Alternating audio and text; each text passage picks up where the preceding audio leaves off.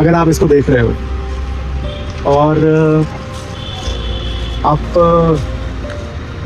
को इसमें सब कुछ वैसा ही नहीं दिखाई दे रहा है जैसे आप हो, तो आप एकदम शुरू में ही आपकी फेलियर जैसी हो गई है, ठीक है ना। इस पेड़ से रिश्ता रखना, इसके इर्द गिर्द घूमना,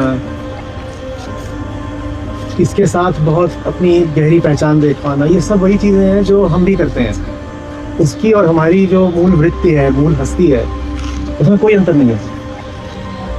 अगर आप उसमें अपने आप को नहीं देख पा रहे तो आप फिर इसमें अपने आप को कैसे देख पाओगे? पहली चीज़ तो होती है चलो दूसरे इंसान के साथ देख पाओ कि हमारे और दूसरे इंसानों में हमें कोई फंडामेंटल डिफरेंस नहीं है। दूसरा होता है कि उसमें देखो आप शाम हो रही है तो वहाँ जाके बैठा है, क्यों बैठा है? उसे सोना है, ये उसका घर है, उसको वहाँ सोना है, इसीलिए वहाँ बैठ गया जाके, इसीलिए यहाँ पे इतनी देर से घूम रहा था। इंसानों के साथ तो हम फिर भी थोड़ा बहुत नैतिकता के नाते और कानून के नाते सही बर्ताव कर लेते हैं, पर इनके साथ तो बिल्कुल नहीं करते।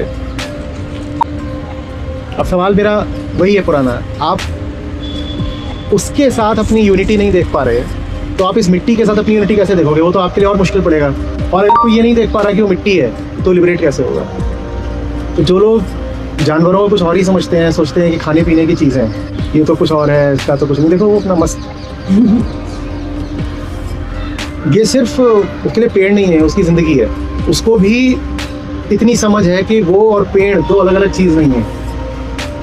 इसी पेड़ पर शायद उसका जन्म हुआ होगा, यहीं अंडे से निकला होगा, यहीं पर वो अपने घर पर खाता पीता है, यहीं सो जाता है। उसको भी इतनी समझ है कि ये सेपरेशन फॉल्स है। हमारे लिए सेपरेशन बहुत रियल है, हम अभी इसको पकड़ लेंगे, हम इसे काट के हम खा लेंगे। और फिर उसमें सवाल वही होगा, लिबरेशन का तो मतलब यही होता है कि प्रकृति को जाना, मानिए अपने आप को मिट्टी जान लेना।